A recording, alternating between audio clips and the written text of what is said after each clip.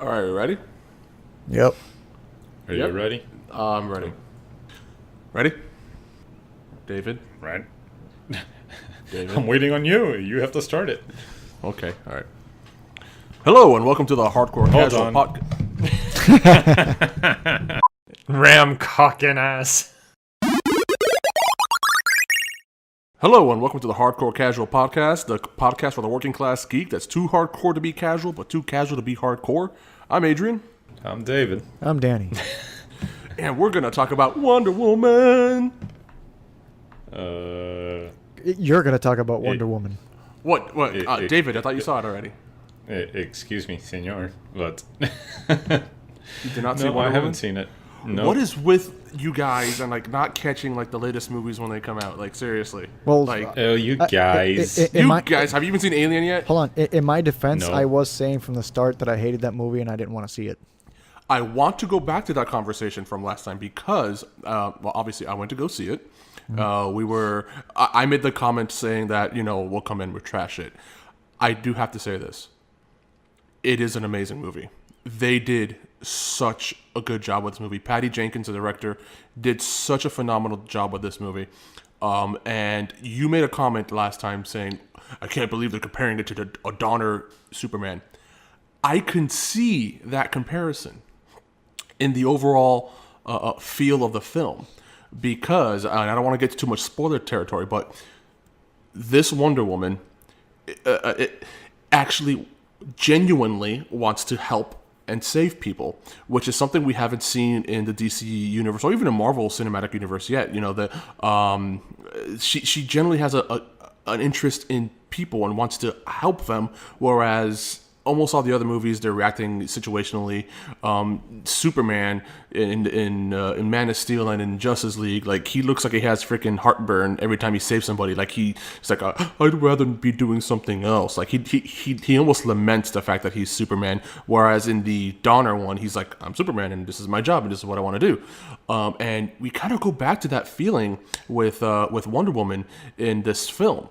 So it was very nice to actually see and feel that once again, kind of like what a DC hero was and should be, and what we always kind of imagine. The DC heroes are the uber good people, And with the Zack Snyder films, we kind of strayed away from that. But Patty Jenkins and Gal Gadot bring this feeling back in Wonder Woman. And I was very, very surprised and very happy. And I'm pissed off that you guys haven't seen it because I really want to get into this. I have a feeling that all of their solo films are going to blow everything out of the waters and all of their league films are going to just suck nuts. Well, they have to, because here's the thing. This set the bar high now. They actually made a successful DC movie that is...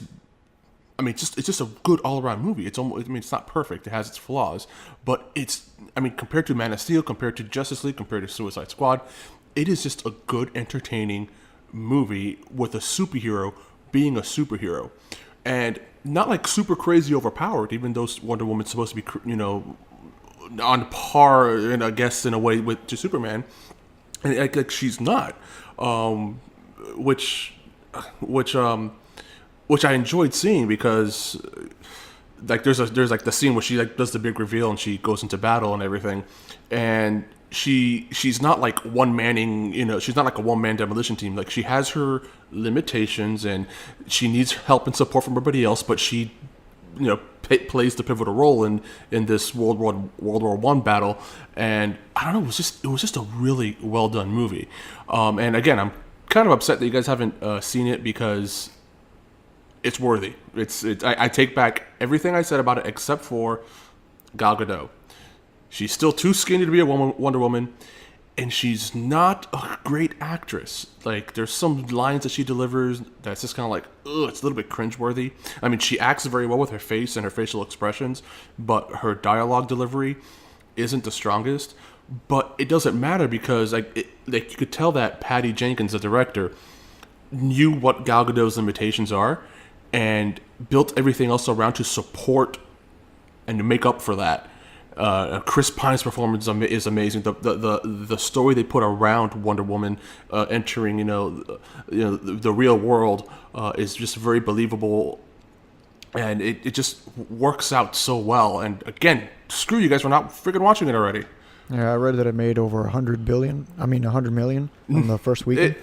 105 million, which is the movies have done better on their first opening weekend. It's the strongest for a female director with a female lead. It's like right in the middle of most recent superhero movies as far as a weekend release is concerned, but it's still turning a lot of heads because it's a DC movie, and it was a lot of us were expecting it to not do well. I mean, again, the last show we were just kind of like, oh, we'll watch it just to watch it because I got free tickets, and it's just a really good movie. And another thing I enjoyed about it is, some people are saying, oh, it's a female role model, feminism and da. And yeah, if you want to look at it that way, that's fine. But what I love about this movie is that it doesn't ram that narrative down your throat. That agenda is not put into that movie. Just the story of Wonder Woman and a good movie. That's all it's all about. Unlike last year with Paul Feig and Ghostbusters, where it's all about this is a empowering woman movie and blah blah blah blah blah blah, and then it sucked, and then they start complaining.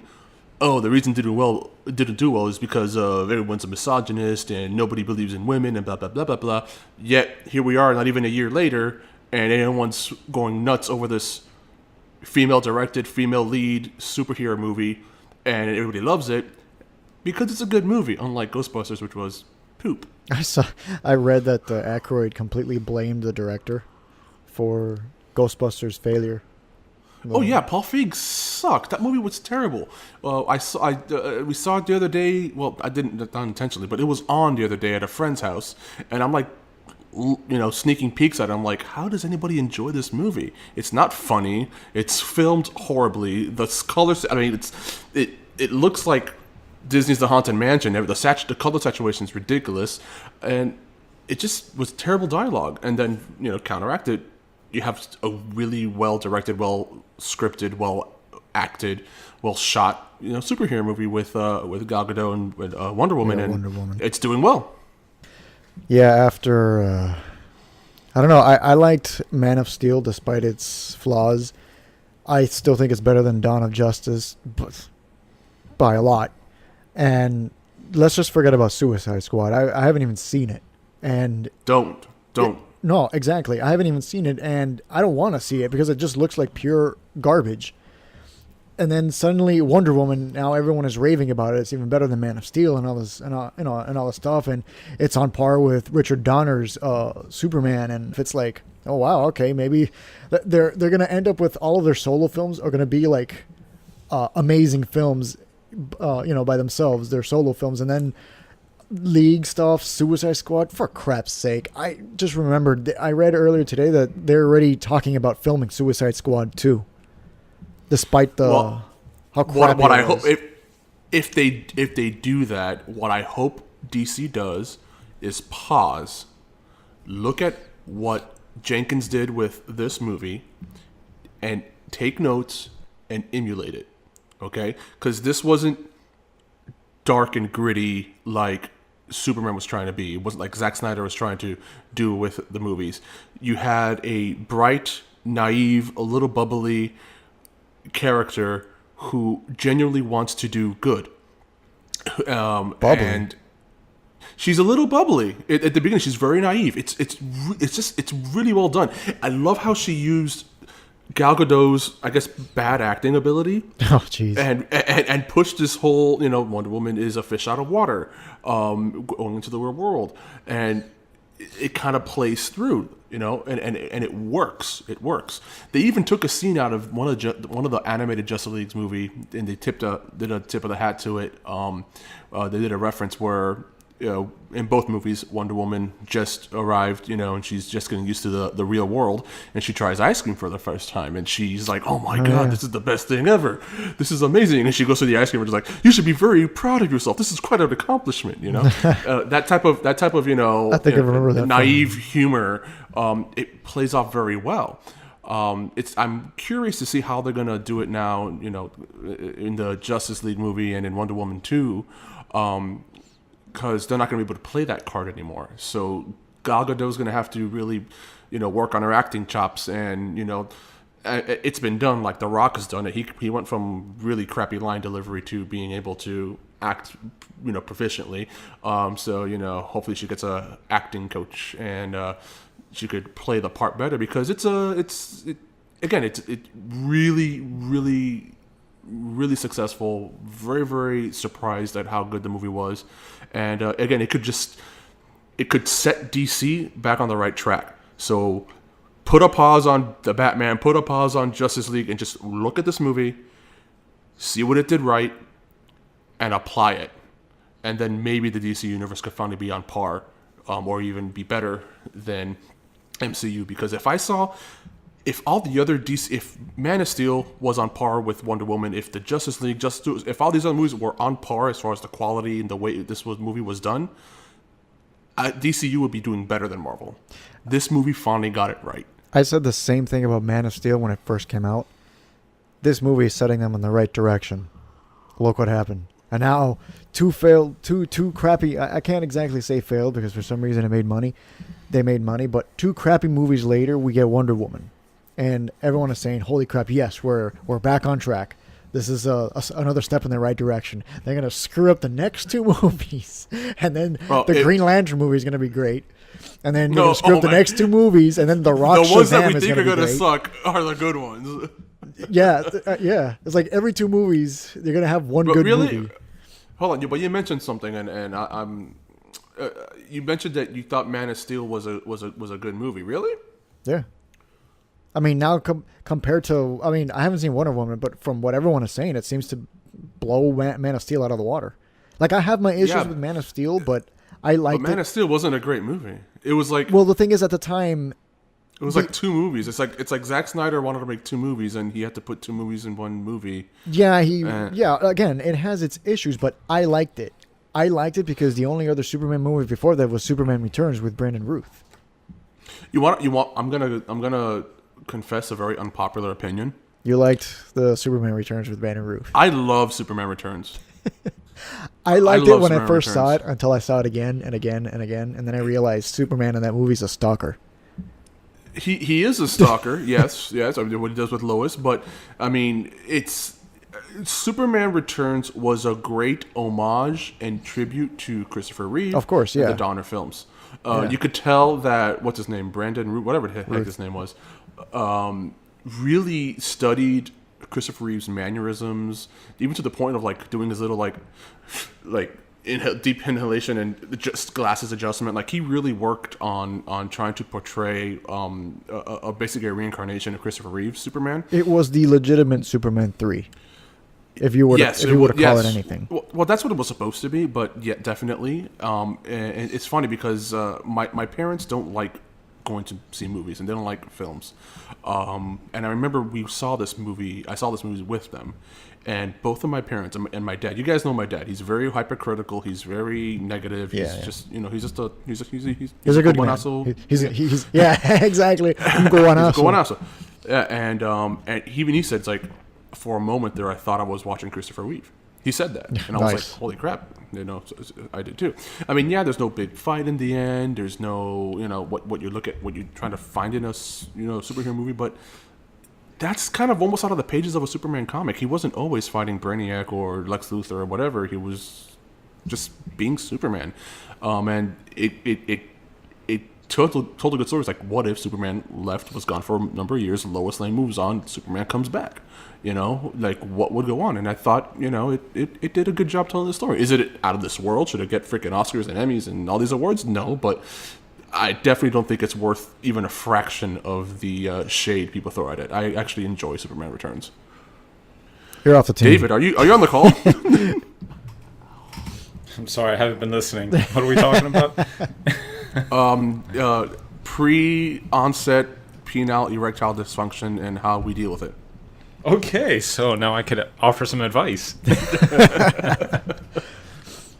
I really have no idea what you guys were talking about. You started with Wonder Woman, and I was like, oh god, snooze fest, here we go. I'm sure the movie's fine, but neither of us have seen it. And then you're just going off on a rant about it, and I'm like, yeah, that's not going to be a thrilling show. It was just white noise to David. Well, you're gonna be pleasantly surprised as I was when you go see Wonder Woman. I'm gonna. If my mind is being changed, I will take a. I'm curious though, Danny, probably because next last week. time we recorded, you said vehemently that you're not gonna see the Wonder Woman. Why? Why? What was your vehemently? Vehemently? vehemently? Vehemently. Vehemently. Vegeta likely, Likely Vegeta. vaginally, Likely Vegeta. Vaginomagically. Vegetables. Murloc sounds.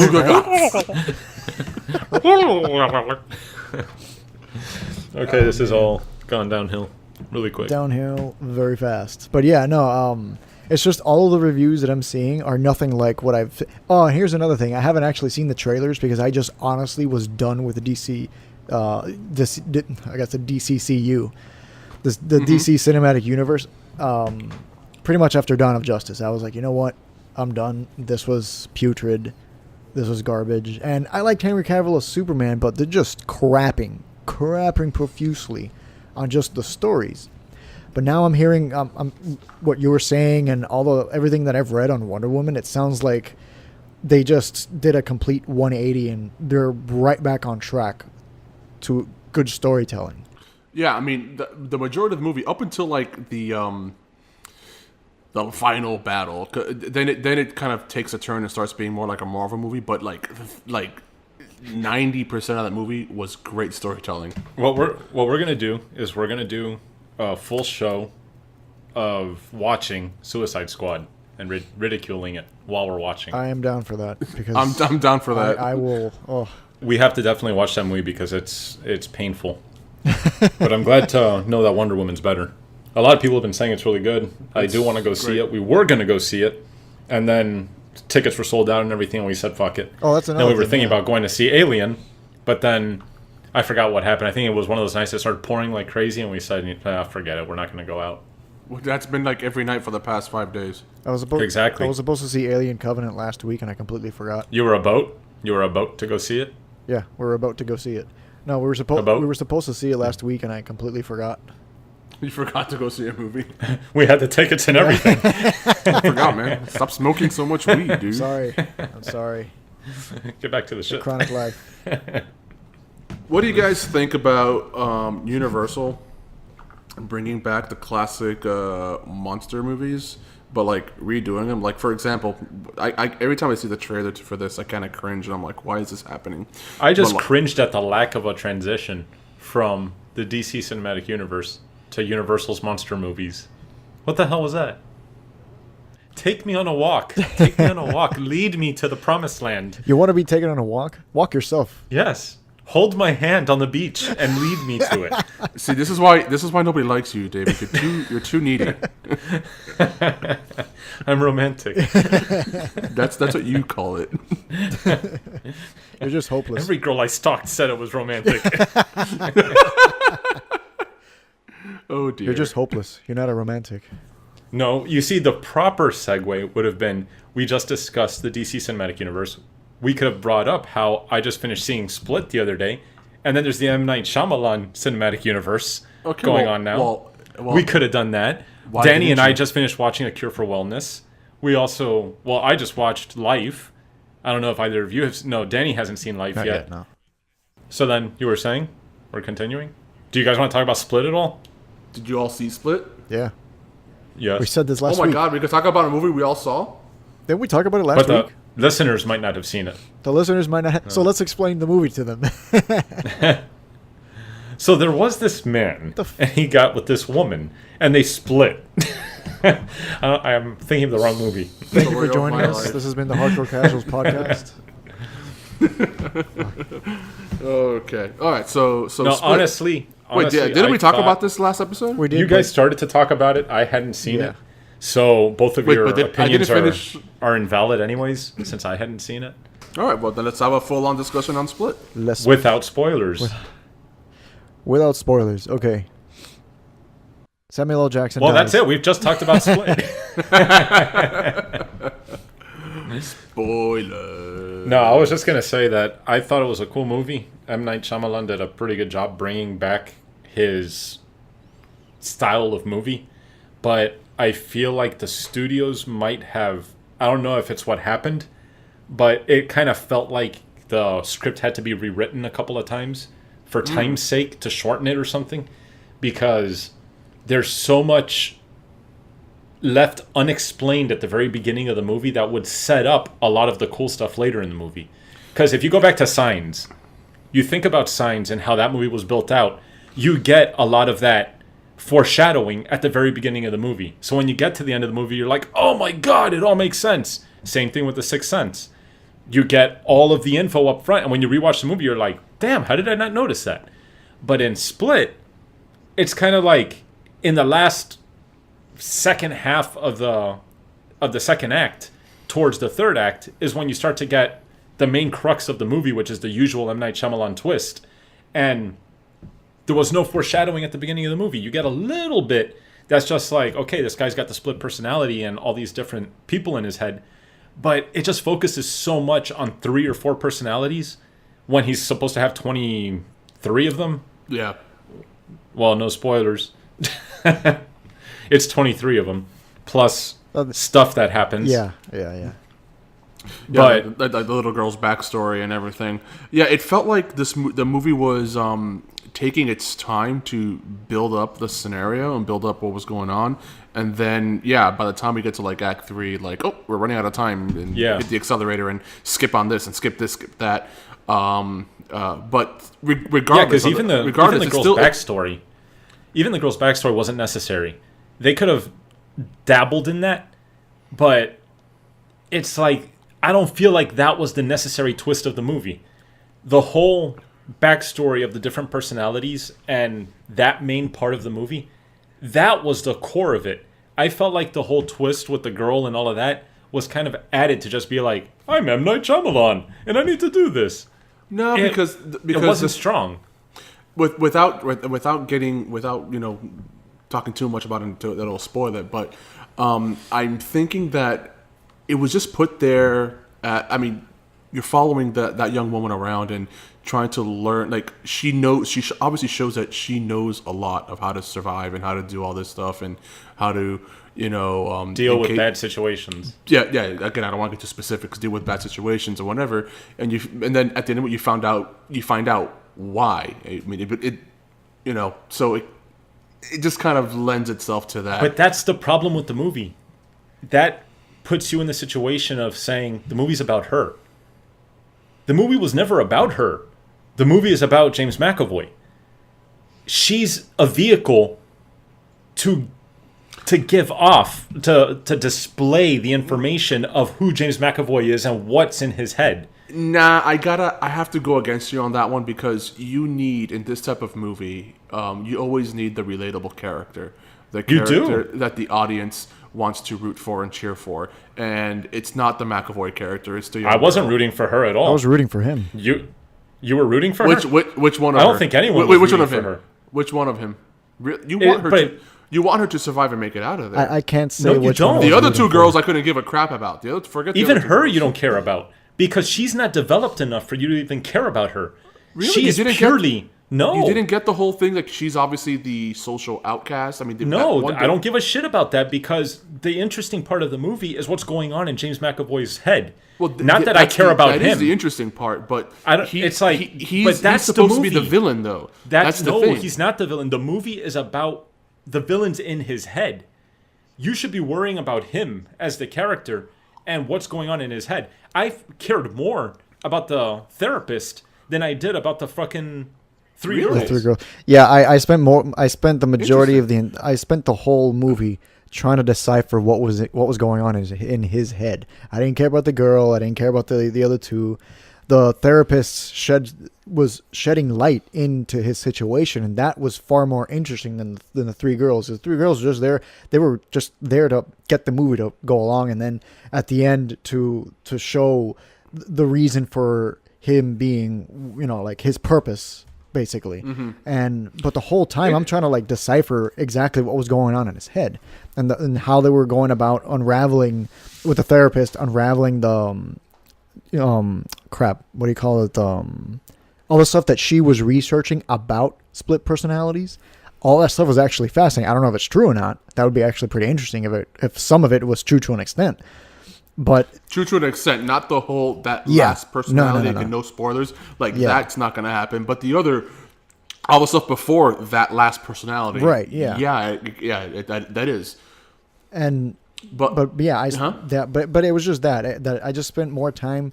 I was more interested in what was making all of his personalities tick. Like what was going on in there. That was my thing. So I'm guessing it's just because like it is an interesting movie, and it's a lot of type of movies rolled into one. It's a survivor movie with the girl, and I guess that part resonated with me because she's the social outcast, and that kind of, I'm always up for the social Adrian, outcast. we weren't being social the hero. outcasts. We were the socially outcast people that weren't socially outcast people. Yeah, yes, we were the cool uncool people. There you go. I know. We were the popular unpopular people. We're the popular unpopular people. But anyways, there was that aspect, the survival aspect with the unpopular girl. There was the psychological part with the split personality, and then there was a little bit of the horror with that last personality. So there's a lot of that movie encompasses a lot of things. But the thing that steals the show with that movie is McAvoy's performance. I kind of get the That feeling that they blew my mind. I kind of get the feeling that Shyamalan wanted to add more depth to the character, couldn't, and then decided, Yeah. I'm going to add these personalities and then sprinkle these at some point as we go along in the story. Yeah, but can we just talk about how McAvoy just pulled it all off? He did a really good job, Everyone. yeah. He did a really good job with the personalities and whatnot. He did good, but I feel like he wasn't given everything he could do. Because when you see This was a lot already. when you see the short little clips of some of the other characters that he didn't really get to showcase, Towards the end of the movie? he had more range. Oh, yeah. And he only gets to play 3 characters, really, through the movie. 4. And I feel like that's kind of unfair. Because he had so much ability, it could have been something where it's like, oh my god, this guy could be nominated for an Oscar with a different... I think he should still be. Even with the performance he gave, he should still be. It's That just- was amazing. There was so much more that I'm like, man... Yeah, exactly. That's why It's not his fault. I feel like it's Shyamalan's fault or the studio's fault. Or the studios. Probably the studio. yeah. Because knowing For Shyamalan, he probably trying wanted to do it too. Yeah, trying to water it down and keep it under 3 hours or something. I'm sure there was a lot to it because he's been on a bender of like bad movies. So Yeah. Well, they were this- probably, this- like, this brought him trying to out of knock that. it. Yeah, that's why I was saying that it feels like Shyamalan wanted to do more, but he couldn't, and so this is what we got with those other characters, those other personalities. Yeah, but it was still a great film and No, a of great course watch. not. And, Of course it was. And yeah, I guess David, you have a point because McAvoy does an amazing job with what we do see on the film, regardless. That you do want to see, like, holy crap! If this is what we got with these 3 personalities, I want to see what the other ones can do. because it feels almost like a cop out where you're like, this guy has 24, 25, 30 personalities in him, and you only get 3 in the movie. Well, they don't really Why- advertise that. Yeah, they do. You- Throughout the you- movie, they're talking about it. Throughout the movie, they're constantly reiterating he has over 20 personalities. But if that's the case, After like the second act, though, I mean, it's no, you they're don't know that going constantly. into the first act. Yes, you're beaten over the head with it the You're entire beating over the time. head with it. The entire time. But it just makes you say, if that's not integral to the story, then why are you going to keep bringing it up? Why not just say he's got 4 personalities in him and just leave it at that? All the other personalities were not necessary unless he was going to be given a chance. Like the best part, it's kind of spoilery, but not really. But there's a section where he gets to display in rapid succession some of the personalities. And that's the kind of thing that you're like, damn, if he could have done that with more personalities throughout the movie, that would have been really, really, really cool. Not And you only to wanted to see showcase the more. character, but his acting ability. There's a lot more to it that could have made it more of a mindfuck. Yeah. But instead, you're left with this kind of broken film that it was still entertaining, but there's just so much potential for more Yeah. that I feel like it was just let down from who knows why. You don't really know why it was let down like that. Well, I think the most obvious thing is runtime, but don't make it sound like the film's a bad film, because it's not a bad film at all. It is a must see. It's a great film, but I wouldn't say it's must see. It's a good film. It's not great. No, it's not a it's a must must- see. It's good. No, I'm sorry. I appreciate the ability McAvoy has as far as his range. And yes, although some of it was limited, he still does a fantastic job with the 4 personalities that we do get to see, and then the other ones we see like in rapid succession. Yes, it makes you want more. Unfortunately, you don't get it, but it's still fantastic. If you like psychological thrillers or horrors, then yeah, it is a must see. I really enjoyed it, but I went in there with little to no expectations of it. And what very little expectations I had, they weren't really that high. Yeah, I had regular expectations going into it. I was like, this is going to be probably a decent movie. Most of M. Night Shyamalan movies, even the ones that suck, are still entertaining enough where you're like, oh, well, Avatar? that was interesting. I don't count that. I'm talking about the movies he wrote himself. Even though he might as well have written Avatar after how that was. After how this is season 1 of Last Airbender. Forget it! I'm going to do my own thing. Yeah, pretty much. But like you say, it's must-see. It's a must-see film. But if you compare that to something like The Sixth Sense, The Sixth Sense is a must-see film. Not Split. Split's good, but it's not one of those things that redefines the genre or redefines acting or filmmaking or anything like that. Sixth Sense, especially after when it came out, it did redefine that genre because people weren't really making those films anymore. Granted. And then the twist of it was something that not even the most avid moviegoer saw coming. Yeah. And it really blew everyone away. That's what I consider something that becomes must-see. I agree with you. You're not wrong. When I say it's a must see, it's just like if you really want to see James McAvoy, like if a film goer's only experience with James McAvoy is him being Professor X, and they haven't seen movies like what was it Rotten, where he plays an interesting character in the movie Rotten, or even like one of his first roles, Children of the Dune, where he's Leo Atreides in the Fox made-for-TV miniseries. If you're not familiar with his range of acting, it's definitely one you do want to see because he's so much more than an action movie guy. He's a very talented actor with a wide scope and range, and he gets to really access that and play with it in this movie. That goes to show how lucky Bryan Singer got with his people. Because he has Jennifer Lawrence, who I wouldn't say is a fantastic actress, but she's a star. Mm-hmm. You get James McAvoy. You get this other dude, Michael Fassbender. And it's like, holy crap. Even the guy who plays Beast is a really good actor. So you don't know his name? I forgot his name. You don't know? Come on, you don't know Fraser? No, not Kelsey Grammer. Fool. Are you kidding me? Kelsey freaking Grammer? I'm talking about. He was Beast in one of the movies. Yeah, I know, but Kelsey Grammer is not a fantastic actor. I'm talking about the kid from. Hold on a second. Talking about the kid from First Class. Die. From the new movies. From the new movies, not the old ones. Shut up. Kelsey Grammer is Beast. Kelsey Grammer is Beast. Yeah. Even this kid who plays Quicksilver, that's someone else who doesn't get a lot of opportunity to really showcase what he can do. But he's a really good actor also. I was telling Danny about it that in the last season of American Horror Story, the kid sells it. He plays like a 1920s kind of he did a really monster good job with that. Rich guy. No. But it wasn't the last. It was the one before that. Hotel. The one before last with Lady Gaga, the hotel. Yeah. He does a great job in that series. He killed it with that role. That role was amazing. Character in that role. Yeah, so did I. It was awesome. Go from Quicksilver to a regular kid in the first American Horror Story to something like that, it was like such a total flip, and with the accent and the portrayal, because he's a young guy and he came across as like this older 20s gentleman psychopath. He wasn't a gentleman. He was a psychopath. It was a homicidal maniac. But he did it so well, and he sold it with the accent and everything. He was a gentle path. He's a gentle path. A gentle path. He did a very good job. So it's like Bryan Singer has a hell of a cast on that lineup for X-Men. It's unbelievable. Mm-hmm. No, but Split, and no spoilers, but what happens in that movie at the end, and you're like, oh, I see what you did there. You mean with a certain... Yeah. With an I'll buy it at a high price. Yeah, that was that, and that's just about the last 15 seconds of the movie. Yep.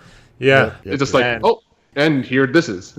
Yeah, I just felt like it was kind of full of himself, M. Night Shyamalan, where he's basically saying, hey, I can do what Marvel's doing. With my limited repertoire of films, I'm going to do the same thing. I guess he's trying to make his own universe, the Shyamalan-verse. The Shyamalan Shyamalan cinematic universe. The next one will have Star-Lord in it. Come on, man. Star-Lord. But yeah, I was just a little taken aback by that. Have you guys seen Rotten? No. Tomatoes, the website? Yeah. No, the movie with James McAvoy. No. I don't think I've seen Nope, that. I don't think so. It's a pretty good movie if you're okay with like British movies. The only thing is that the Irish accents or the Scottish accents are so thick. They're so thick you got to watch it with captions. But it's a good movie if you're if you liked Split, then you'll enjoy it. And again, Does James anyone McAvoy, say there can only be one? No, it's not that kind of movie. Oh, then I don't want to watch it. I don't want to hear any Scotsman not saying there can only be one. Should they remake Highlander? I thought they did. I'd rather not. They did?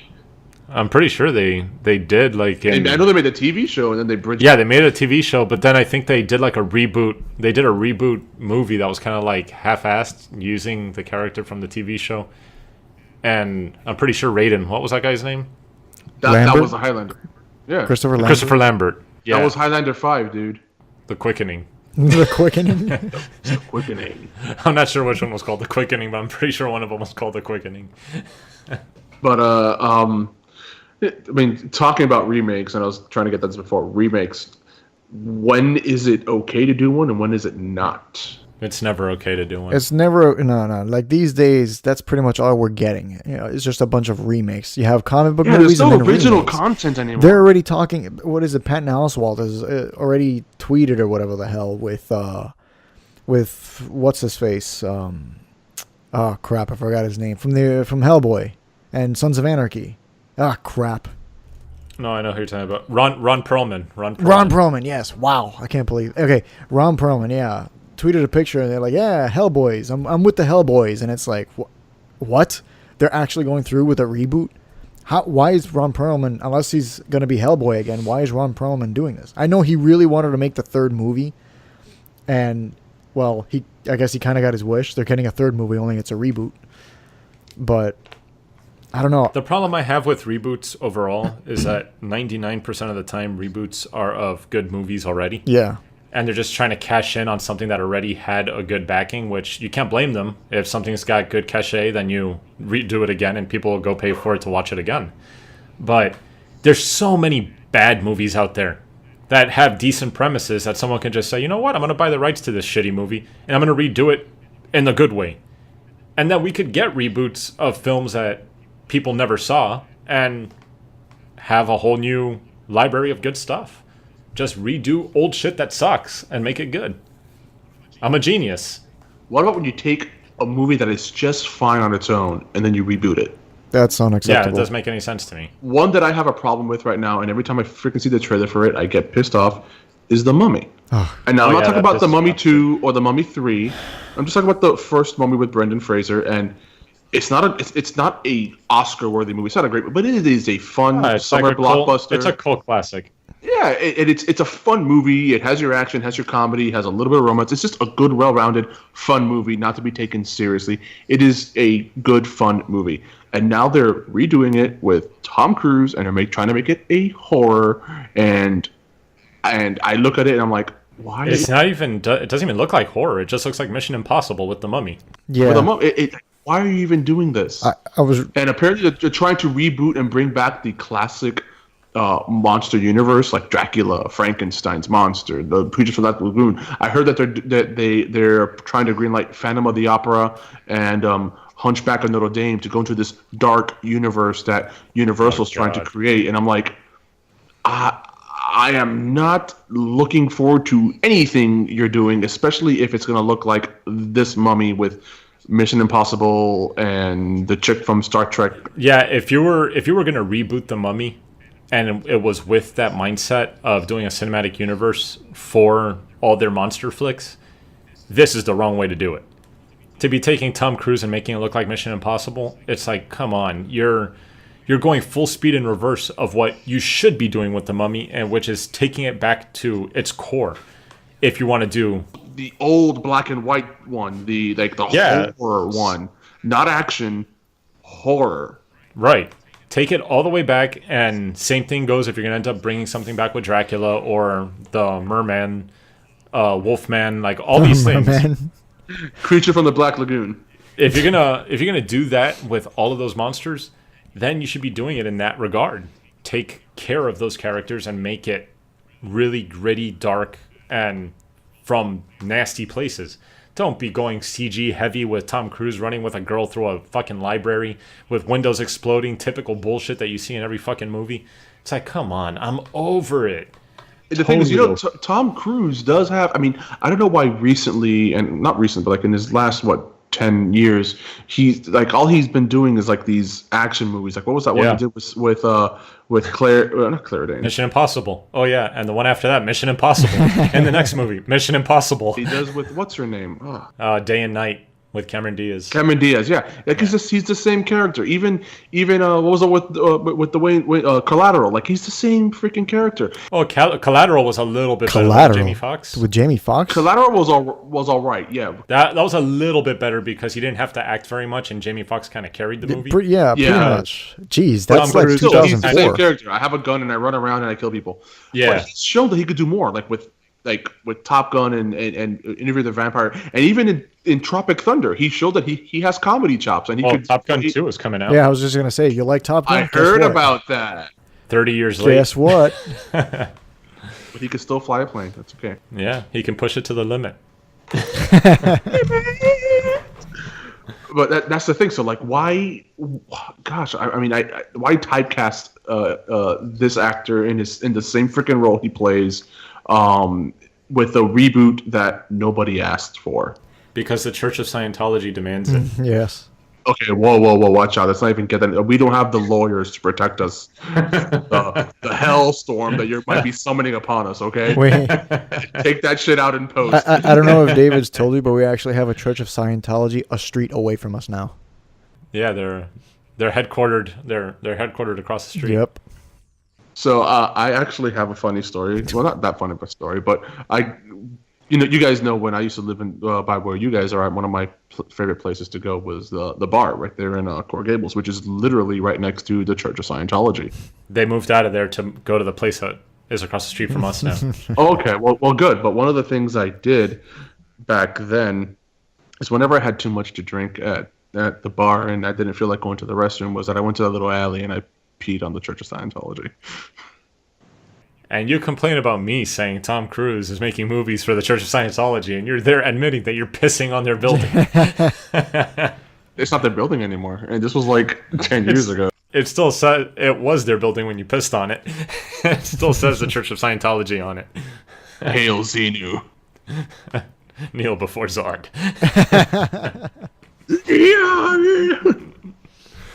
Oh, good heavens. Oh, what have you summoned on us? Zool. What have you done? Zool is upon us. Prepare the lawyers. So this is our last episode of the Hardcore Casuals.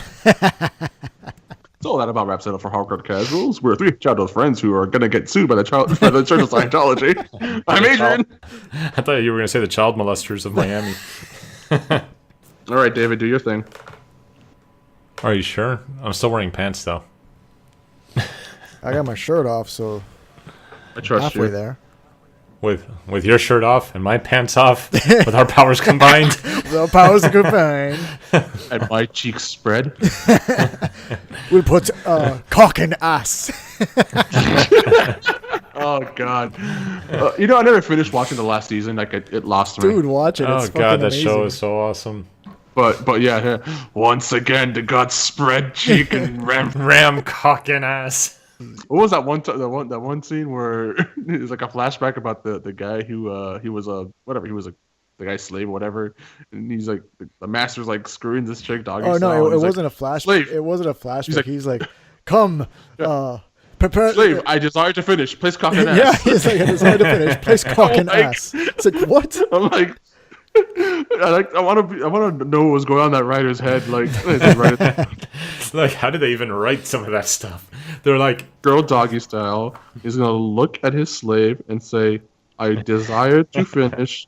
Place cock and ass." That's it. There we They're go. like- That's gonna get me noticed in this business.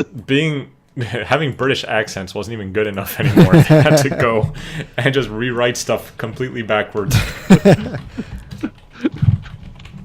Now you got me like looking at quotes from the show. Is Gannicus, the gods march us to fucking Olympus, only to piss on us from atop a wall. Oh God. Gattagus had some really cool lines, some really funny lines. Asher seeks merely what most men seek, cunt and coin. It's just like the way they wrote this was just so awesome. True that. Oh, I love this show. Do you shoot magic coins out of your ass? If so, squat and produce. Squat and produce. That's great. Words fall from mouth as shit from ass. Can I get one of these tattooed on me? I want to tell someone that in real life. Your You're just at words. work and you look someone dead in the eyes and you go, words fall from mouth as shit from ass, and walk away.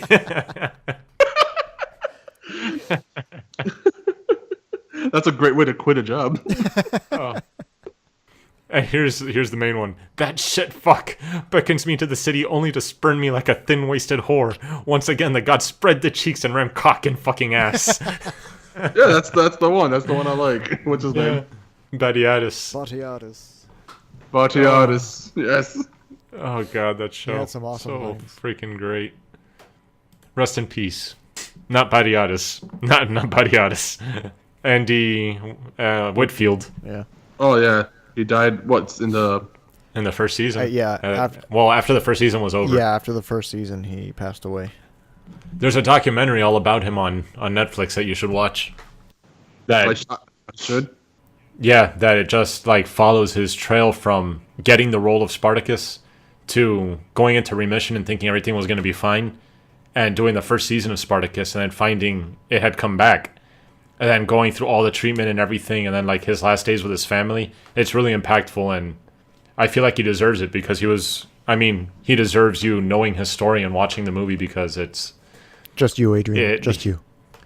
he was a good guy, and it sucks when the young ones, especially on the cusp of greatness, go down like that. He was older than With us. such with a show with such great one-liners. Yeah. Mm-hmm.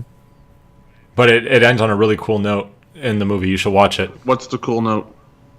Well, that's spoilers. C. But it's just a story about C flat. he has a tattoo. There is no such thing as a C flat. I know. That's why he's cool. It's about He made the C flat. Exactly. Well, fine. Screw you guys. I'm not going to tell you the story.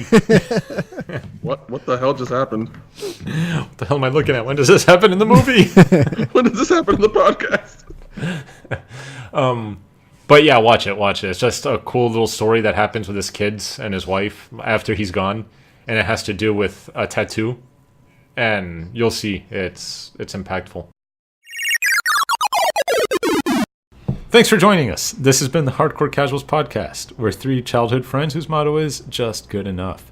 We're hardcore about a variety of topics, but too casual to be experts at any of them.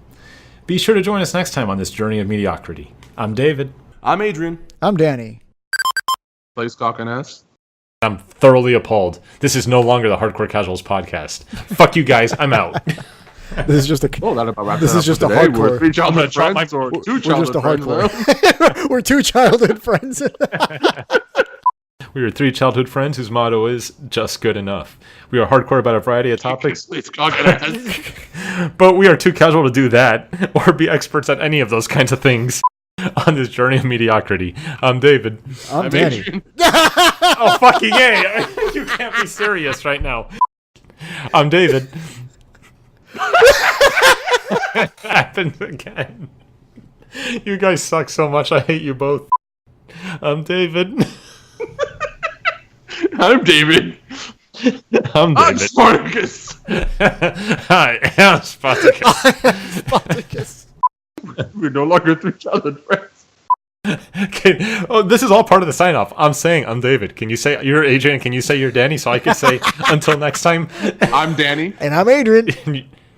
And I'm David. Until next time. What does he know, Adrian? This.